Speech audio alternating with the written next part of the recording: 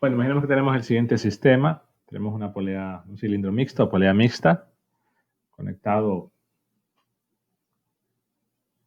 a un resorte.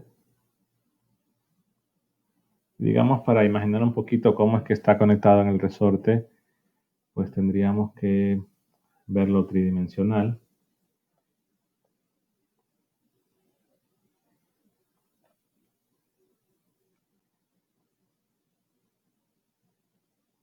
Que repito, eso no hace falta que ustedes hagan el dibujo.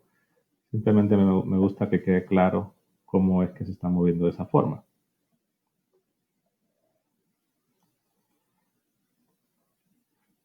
Entonces imaginemos que tenemos algún tipo de soporte así.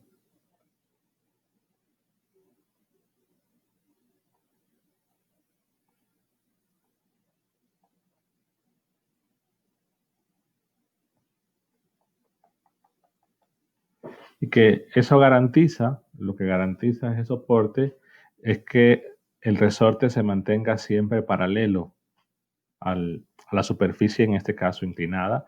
Vamos a decir que está inclinada a un ángulo beta.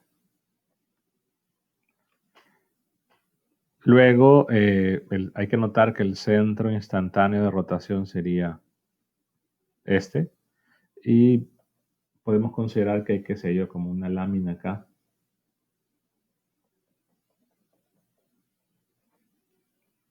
Igual si hubiese otro lado, otro cilindro saliendo por acá. El que está recorriendo sobre esa lámina para que el centro de rotación pueda ser justamente ese. Bueno, la pregunta es, consideremos que el sistema parte del reposo.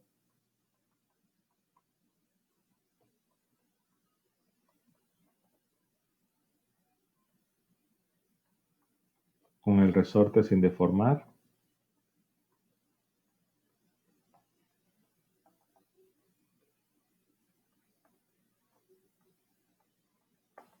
La pregunta es, ¿cuál es la deformación máxima del resorte?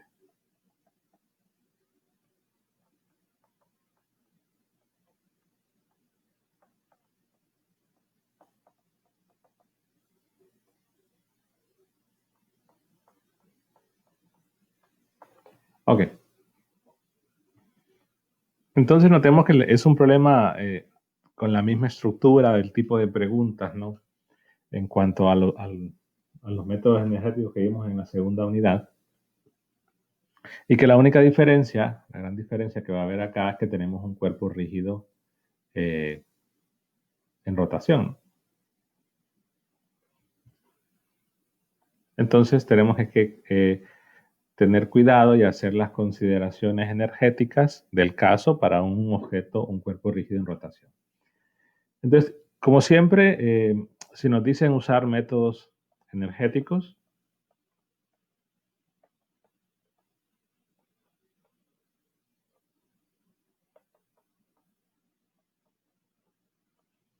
es que usemos el teorema de conservación de la energía y que usemos el teorema del trabajo neto de energía cinética. Es decir, una de las dos opciones. Si el problema nuevamente especifica algún método en particular, pues están obligados a utilizar ese método. Si no, pues pueden usar el que ustedes quieran.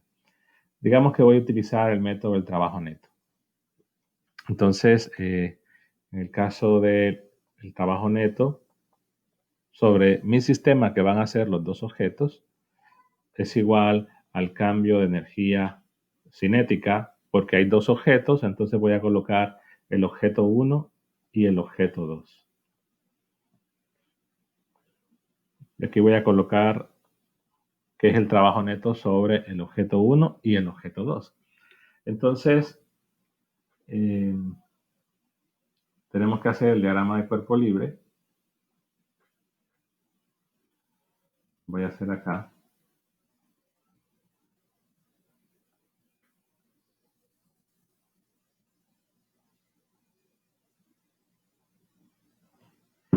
En el caso de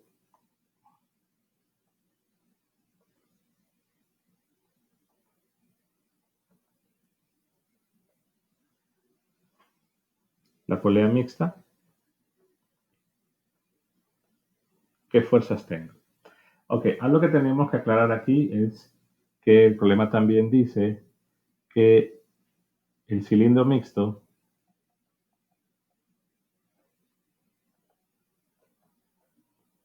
rueda sin resbalar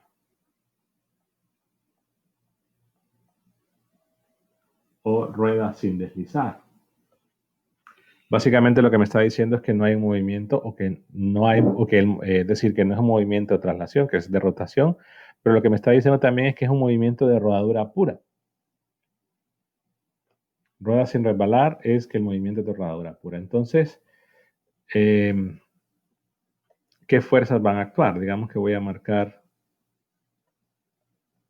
un eje horizontal y un eje vertical y que pues tenemos una fuerza normal porque hay un contacto. Tenemos el peso. Recordemos que el peso se tiene que dibujar pasando por el centro de masa del objeto, m de gravedad. Como hay un movimiento de rodadura pura, entonces existe una fuerza de fricción, que es una fuerza de fricción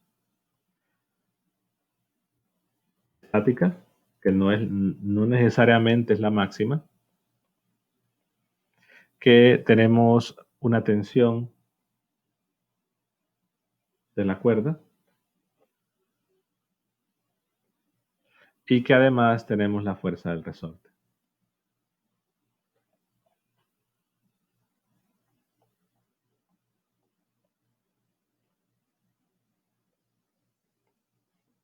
Ahora hay un caso que voy a subir un video después donde la fuerza de fricción, que para que se dé el movimiento de rodadura pura, se calcula y da cero. Es decir, no es que ¿cómo decirlo? No es que inicialmente no la pongo en mi diagrama corporal. No, yo la debo incluir en el diagrama, pero cuando hago el cálculo nos damos cuenta que esa fricción es cero. Pero en general eso, es decir, no pasa siempre, solo ocurre en un caso muy específico. Bueno, entonces, si yo veo las fuerzas que actúan sobre el objeto M2,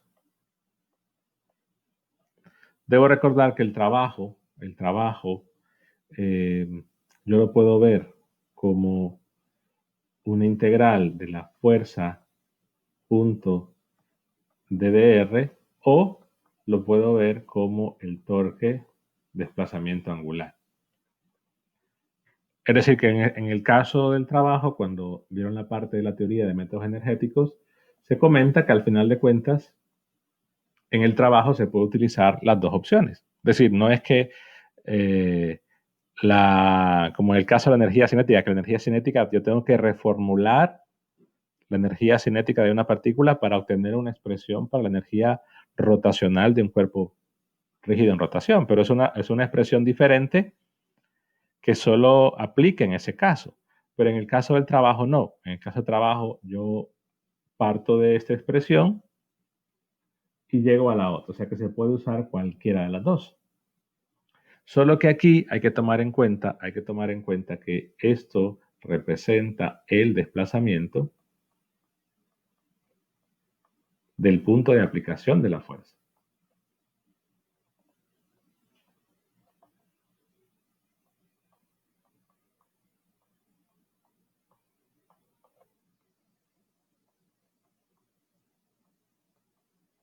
Eso es lo único que hay que considerar. Y en el otro son los torques respecto al centro de rotación.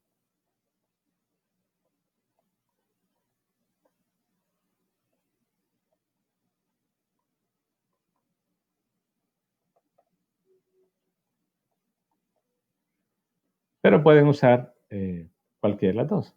Entonces hay que recordar que en nuestro cuerpo rígido, por ejemplo, si yo quiero ver la información de ese punto, que le voy a llamar el punto P, y si yo quiero calcular el desplazamiento, la rapidez y la componente de la aceleración en dirección del movimiento de ese punto, Recordemos que eso se calcula midiendo la distancia que hay del punto que me interesa al centro de rotación y eso multiplicarlo por omega, por teta y por alfa. Pero en este caso la distancia es cero. Por lo tanto, es SP, BP y la aceleración en ese punto son cero. Si yo quisiera, por ejemplo, le voy a llamar a este el punto 3. Si yo quiero S3, B3 y A3, lo que hago es medir la distancia de ese punto al centro de rotación y multiplicar por teta, omega y alfa. Y así me daría el desplazamiento de ese punto, la rapidez de ese punto y la aceleración de ese punto. Entonces, la pregunta es para ustedes. Dado que la polea mixta tiene radios R1 y R2, ¿cuánto es la distancia? ¿Cuánto es la distancia del punto 3 al centro de rotación? Que es el punto P.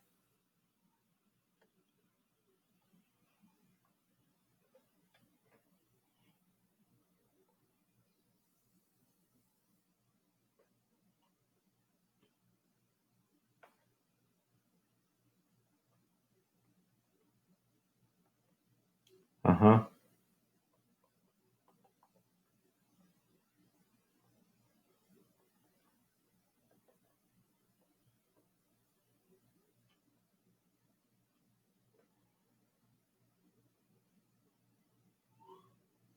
¿Cuál radio?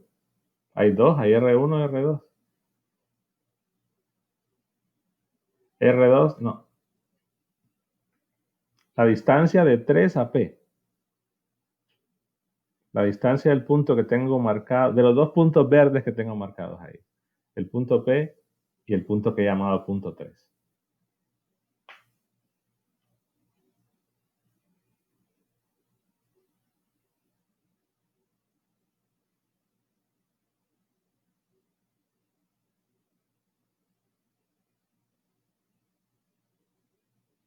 Ah, perdón. Estoy colocando mal el centro de rotación. El centro de rotación está en 3. Esperen, voy a corregir. Tengo que mover. Perdón, es que en realidad esto está girando así.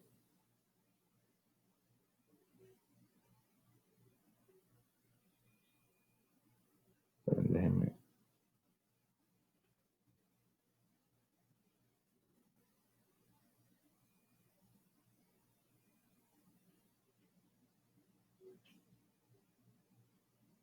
Sí, porque el centro de rotación es. En realidad es 3. Yo lo estoy dibujando mal. Entonces, creo que solo mover el cilindro y ya está.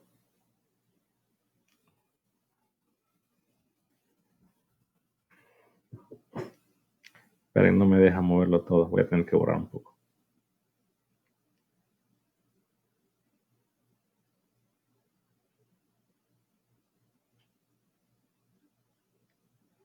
Perdón, hago la corrección. El centro de rotación es en el cilindro más pequeño.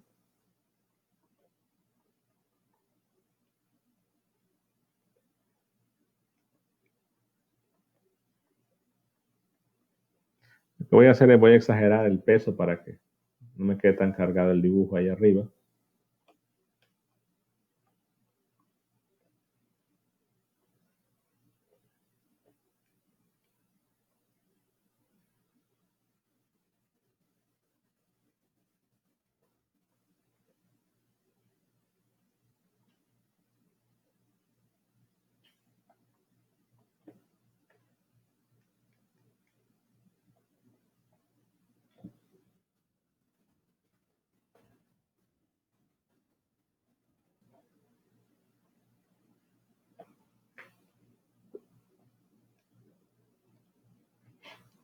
Ok, entonces hago la corrección.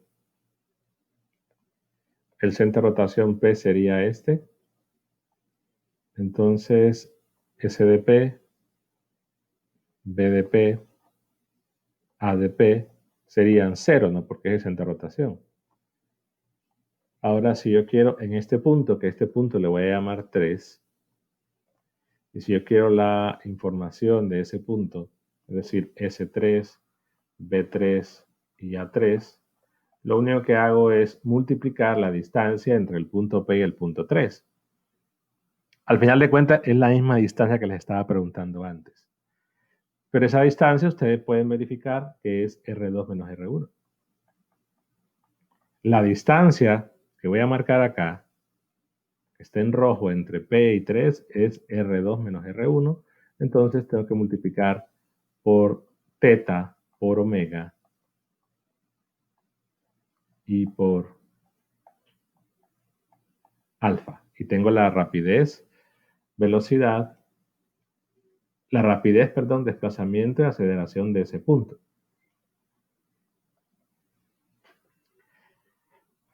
Si yo quiero la información, por ejemplo, en el centro de masa, y digo la velocidad del centro de masa, el desplazamiento del centro de masa, la aceleración del centro de masa, lo que tengo que ver es la distancia entre el centro de masa y siempre es la distancia entre el punto que me interesa o que estoy preguntando en este caso y el centro de rotación que es P. Entonces, esa distancia entre el centro de masa y el centro de rotación es R1 nada más. R1 por teta, R1 por omega, R1 por alfa. Voy a borrar esto de acá.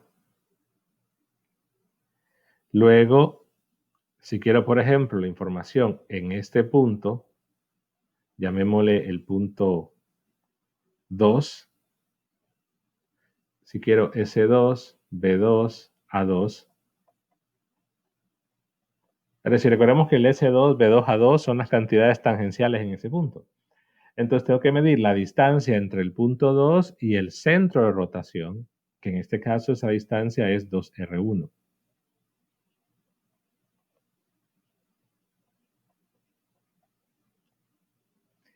Y si quiero la información en este punto que voy a llamar 1, S1, B1, A1, lo que hago es medir la distancia desde el punto 1 hasta el centro de rotación, que es P. Esa distancia ustedes pueden verificar que es R1 más R2.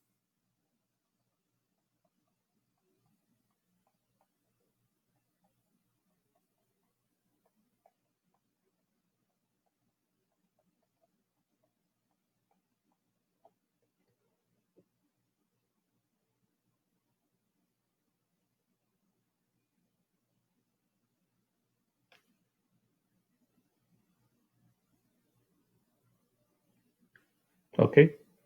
Entonces, si queremos información en un punto, lo que hacemos es medir de la distancia de ese punto al centro de rotación y tendríamos las cantidades tangenciales. Y recordemos que ese vector de velocidad y ese vector aceleración en el punto que ustedes quieran calcular va a ser perpendicular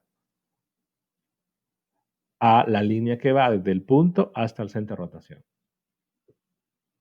Y estas relaciones tangenciales en los puntos del objeto que está en rotación, sea cual sea, el cuerpo rígido que está en rotación, son importantes para establecer las relaciones que hay entre las cantidades lineales con las cantidades angulares.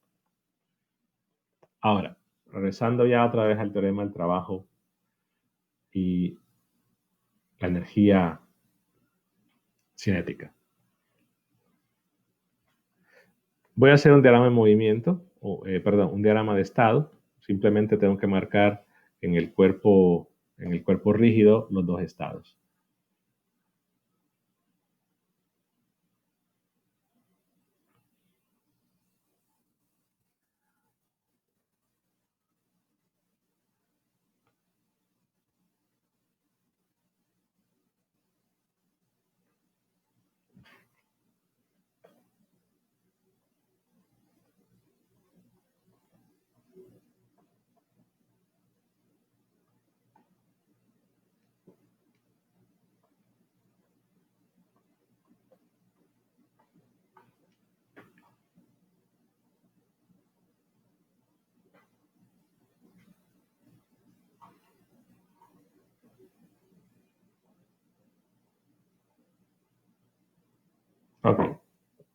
Es decir, este es el estado inicial, este es el estado final del objeto 2, ¿no?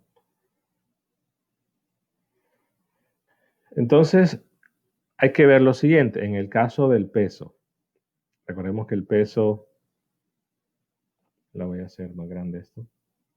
El peso es vertical, que hay que descomponer. Y lo que tenemos es una componente M2 gravedad seno de beta, una componente M2 gravedad coseno de beta, puesto que beta es esto. La descomposición es la usual que vimos en el segundo parcial.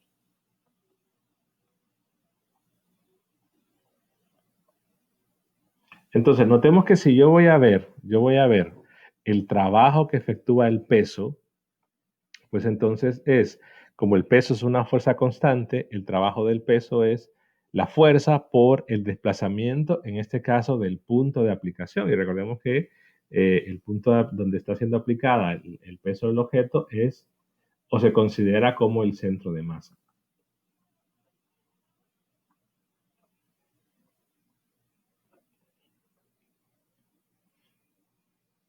Entonces, en ese sentido, cuando yo planteé el teorema del trabajo neto, es decir, trabajo neto para los dos objetos es igual al delta de energía cinética del objeto 1 más el delta de energía cinética del objeto 2, el trabajo neto sería el trabajo del peso, que aquí solo indico que me refiero a que lo que veo es el desplazamiento del centro de masa. ¿Qué otras fuerzas efectúan trabajo en el objeto 2? Pues efectúa trabajo el resorte. ¿Y qué otra? En el objeto 2.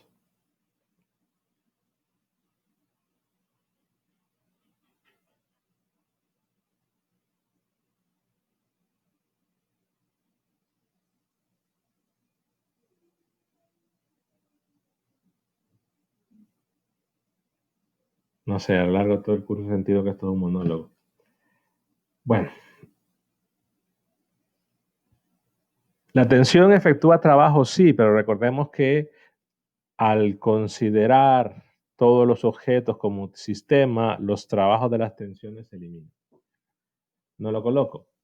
La normal no efectúa trabajo, puesto que la normal siempre es o está aplicada en el punto P y vemos que en el punto P o que ese punto no se desplaza.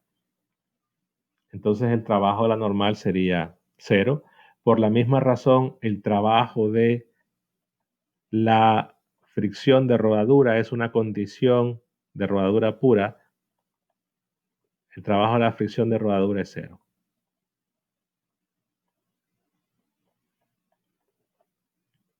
También lo pueden ver que en el caso de la normal, el trabajo de la normal siempre es perpendicular al desplazamiento de ese punto, qué sé yo, o que el desplazamiento de ese punto es 0. Igual, la normal no efectúa trabajo y la fricción no efectúa porque es la condición de rodadura pura, dado que el desplazamiento de ese punto es 0. Entonces, en el objeto 2, únicamente efectúa trabajo el peso, el resorte, la fuerza del resorte, perdón, y la tensión, pero la tensión ya dijimos que se anula. Para el objeto 1, lo que tengo es la tensión y M1 gravedad. Digamos que este es el estado inicial, luego en el estado final, el objeto 1 va a bajar. El objeto 1 es una partícula. Entonces lo que tenemos acá es un desplazamiento. Entonces, veamos que en esta polea no nos dice nada acerca de su tamaño, o sea, su forma, su masa. Entonces quiere decir que se va a despreciar toda la información en esa polea. Por lo tanto, al despreciarse toda la información en esa polea, las tensiones de las cuerdas en ambos extremos de la polea son iguales. Dicho de otra forma, la tensión no cambia al pasar por la polea. Entonces, por esa razón, voy a usar la misma variable T para el objeto 2 y para el objeto 1. Entonces, en el objeto 1, ¿qué fuerzas efectúan trabajo? Bueno, la tensión efectúa trabajo, el peso efectúa trabajo, la fuerza de gravedad efectúa trabajo, pero ya dijimos que el de la tensión se va a anular. Entonces no lo escribo. Solo me queda entonces el trabajo. Aquí voy a poner el trabajo del peso en el objeto 1. Igual a el cambio de energía cinética, que como el objeto 1 es una partícula, entonces yo voy a decir que es una energía traslacional, más el cambio de energía cinética del objeto 2, que como es un objeto rígido en rotación, sería entonces energía rotacional. Entonces aquí voy incluyendo, si tengo dos cuerpos en rotación, bueno, la energía rotacional de uno más la energía rotacional del otro. Si hay 4 partículas, bueno, la energía cinética traslacional de cada una de ellas. ¿Cuál es el trabajo del peso? Bueno, como veo el peso actuando en el centro de masa, es simplemente la componente del peso, que es mg, m2g, seno de beta, por lo que se desplaza el centro de masa, que le he llamado S del centro de masa, y es un trabajo positivo. ¿Cuál es el trabajo del resorte? Bueno, el trabajo del resorte es un medio de K, la deformación inicial del resorte menos la deformación final.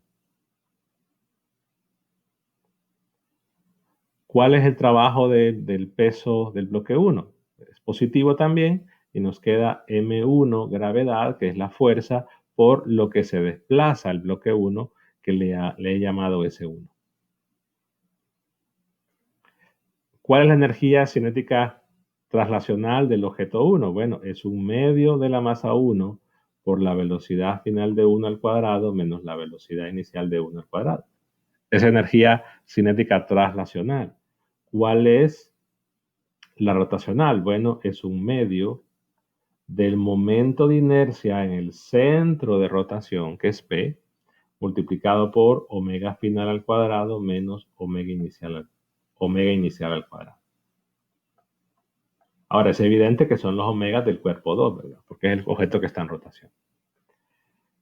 Entonces vean que esas distancias S1, SM,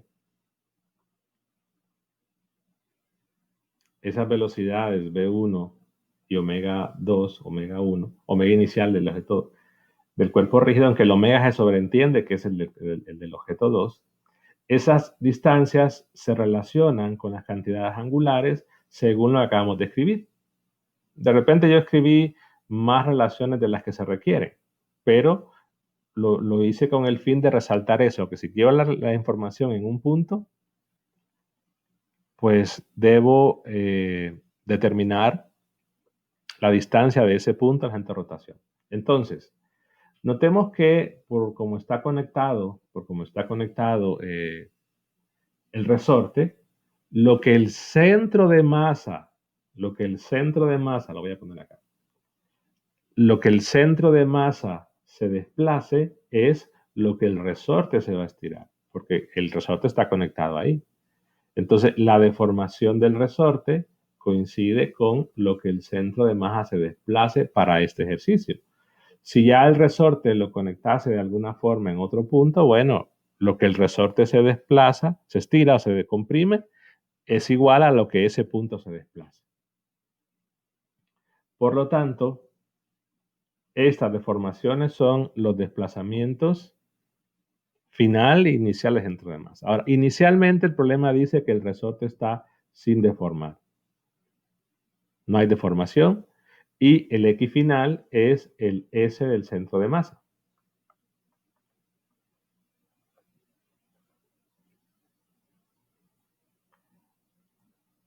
Aparte, el problema dice que el sistema parte del reposo y nos están preguntando la máxima deformación. Y hay que recordar que en el instante de la máxima deformación,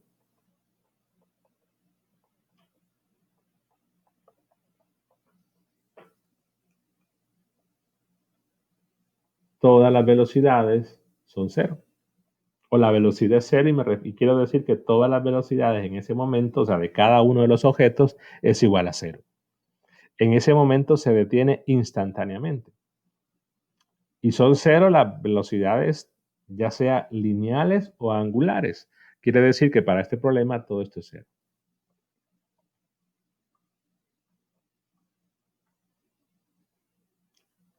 Ahora, ¿por qué razón lo escribo? Porque tengo que resaltar lo siguiente. Por ejemplo, en el caso que no me pidan la deformación máxima y que la velocidad final nos fuese cero, el momento de inercia que se utiliza es el momento de inercia en el centro de rotación.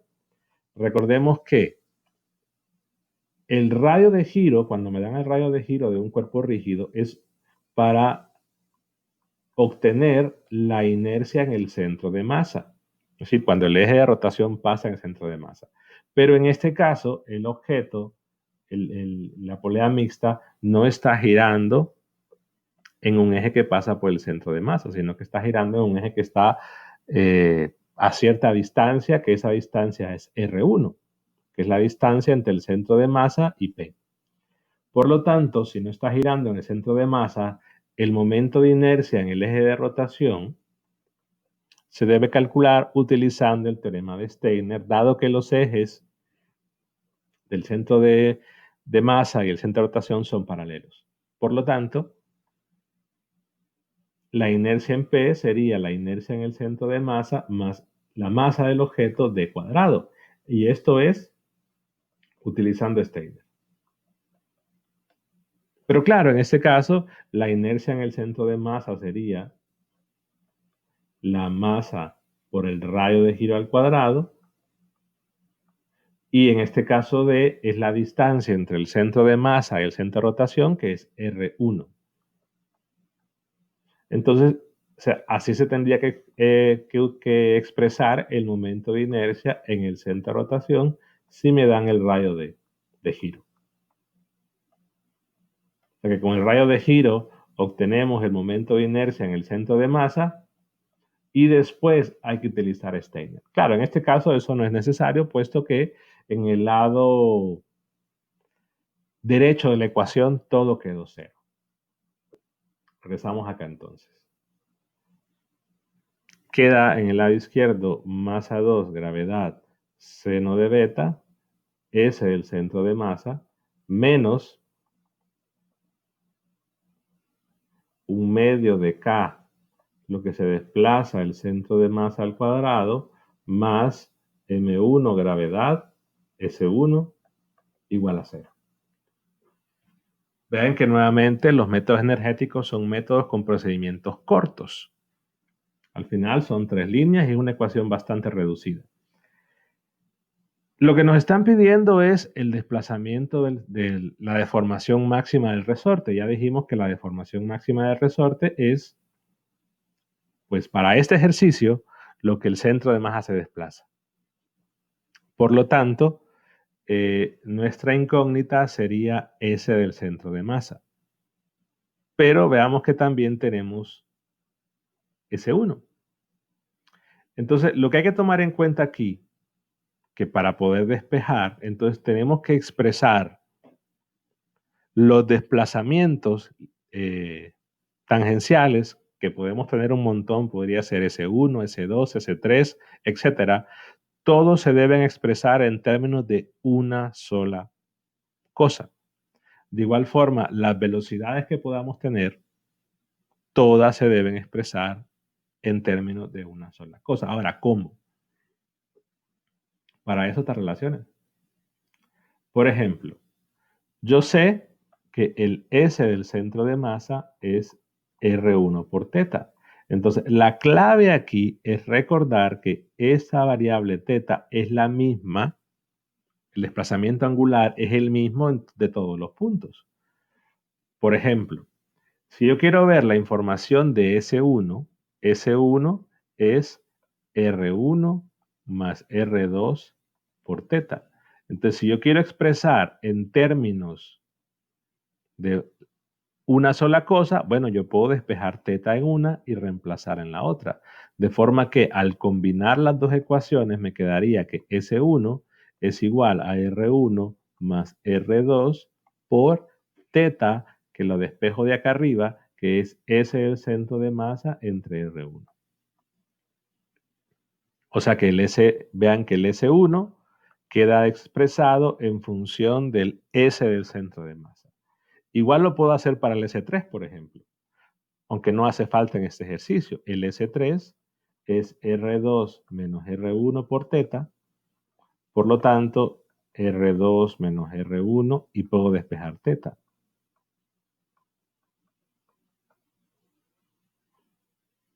Así como S1 lo puedo expresar en términos del S del centro de masa, el S1 también lo puedo expresar en términos del S2, del S3, o sea que cualquiera se puede expresar en términos del otro. En cuanto a los desplazamientos, con las rapideces y con la aceleración es la misma historia. Yo sé que la velocidad, por ejemplo, del punto 3 es R2 menos R1 por omega, que la velocidad, rapidez del punto 1 es R1 o R2 más R1 omega. Entonces yo puedo despejar omega en una y en la otra y expresar una rapidez en términos de la otra. O sea que al final de cuentas todos los desplazamientos se pueden expresar en términos de una sola cosa. Todas las rapideces se pueden expresar en términos de una sola cosa. De igual forma, si fuera un problema de que estamos utilizando análisis dinámico, las aceleraciones todas se pueden expresar en términos de una sola. Ahora, la pregunta es, ¿y en términos de cuál? Bueno, de la que me estén preguntando, número uno, o de la que yo conozco cuánto es. O sea, si en el problema me dicen que tal velocidad o que tal variable es tanto, bueno, yo expreso unas variables en términos de la variable que me dan y expreso las otras en términos de lo que me están pidiendo. Entonces, para este ejercicio, pues como me están pidiendo S del centro de masa, entonces debo expresar en términos de eso. Quiere decir que lo único que debo cambiar es esto, S1. Y acabamos de ver que S1 es R1 más R2 sobre R1 S del centro de masa. Esto lo acabamos de escribir acá.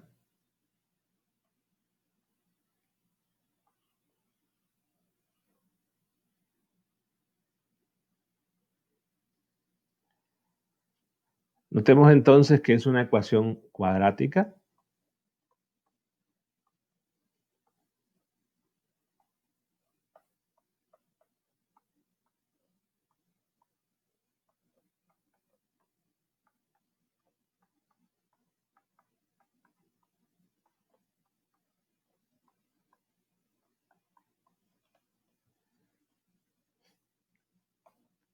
Y que mi incógnita es esta, pero que como la ecuación cuadrática no contiene un término constante, es decir, un término que no aparezca la variable, pues se puede resolver rápidamente con un factor común.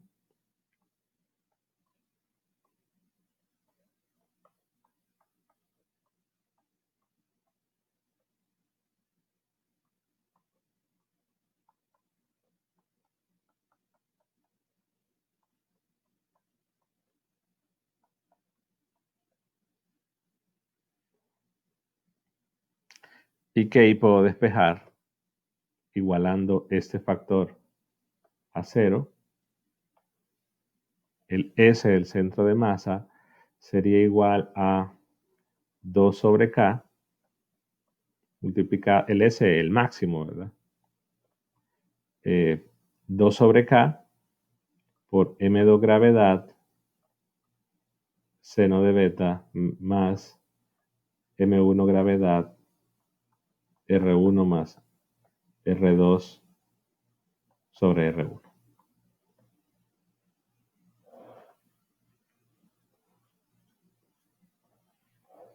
¿Qué otras cosas se suelen preguntar aprovechando este ejercicio? Normalmente, en muchos ejercicios se suelen preguntar el número de vueltas.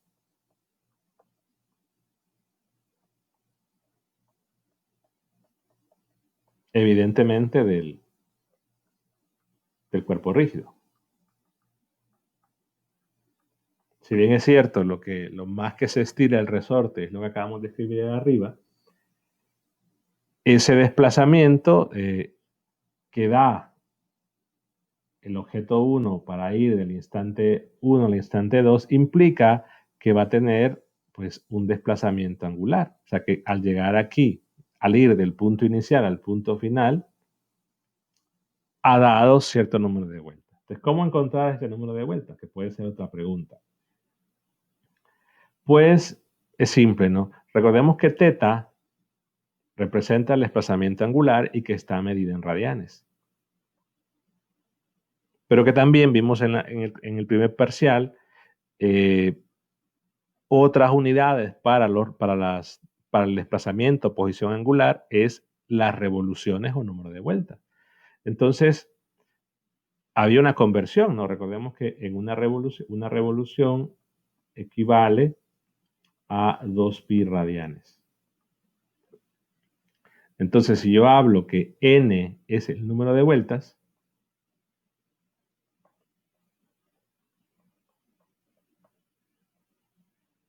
lo único que tengo que hacer es encontrar θ y dividir entre 2pi.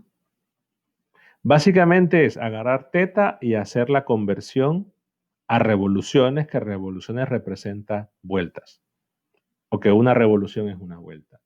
Entonces, por ejemplo, si ya tenemos el S del centro de masa, que aquí está dado en variables, pues el S del centro de masa, recordemos que era R1 por θ. Entonces, si ya tengo un desplazamiento, el que sea, automáticamente voy a tener θ. Y si tengo θ, pues también puedo responder para ese desplazamiento del objeto, cuántas vueltas dio. Entonces vean que aquí quizás las dos cosas importantes son el manejo de los teoremas, de los métodos energéticos, la variante que se tiene respecto a la segunda unidad es esto, que aquí no se toma en cuenta porque partía y llegaba de reposo, y además esto. ¿Por qué lo resalto esto? Bueno, porque aquí estamos diciendo que lo que se debe tomar en cuenta es lo que el centro de masa se desplaza. Eso en parte es el punto principal, ver qué cambia, ¿no? Cuando tenemos un problema de estos. Pero otra situación que acaban de darse cuenta que es bastante importante es establecer las relaciones correctas entre las cantidades lineales de cada punto sobre nuestro cuerpo rígido y las cantidades angulares del cuerpo rígido, que esa información es útil. En realidad, si ustedes plantean de forma incorrecta el desplazamiento de algún punto, vean que cuando hagan los cambios en las ecuaciones y expresen en términos de lo que les están pidiendo, pues al estar malo esto, van a estar malas sus ecuaciones. Por eso es que he marcado varios puntos dentro del cuerpo rígido, aunque en realidad los únicos que se consideran pues, para este ejercicio son el punto P, el punto donde está aplicado el resorte y también actúa el peso, y el punto 1. El punto 2 y el punto 3 no se utilizan, al menos en este ejercicio. Bueno, preguntas hasta ahí.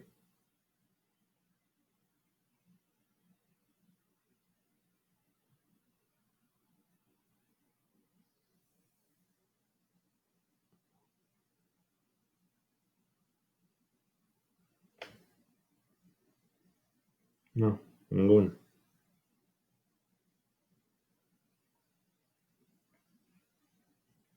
Bueno, yo voy a subir ya. Tengo 4 ejemplos resueltos de esto ya, pero quería antes de subirlos hacer uno, tratando de explicar las cosas que van a cambiar en otros ejercicios, pero la mecánica básicamente de problemas de métodos energéticos es la misma del capítulo pasado. Solo ver qué cosas pueden cambiar, pero los teoremas que se utilizan, repito, son los mismos. Bueno, hoy voy a subir esos 4 ejemplos de energía, de métodos energéticos. Mañana voy a subir los ejemplos ya de ya cuando estamos en equilibrio estático, es decir, no hay movimiento de ningún tipo. Y ya con eso cerramos lo que se va a evaluar desde ser parcial. Bueno, si no hay preguntas, entonces nos vemos el miércoles.